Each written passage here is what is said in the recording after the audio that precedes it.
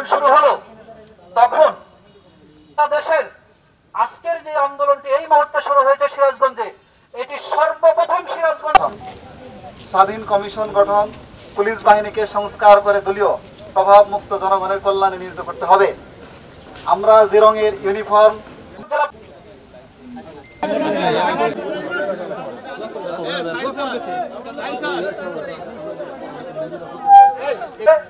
আমরা মূল প্রোগ্রামের প্রথমেই তাদের আত্মার মাধ্যমে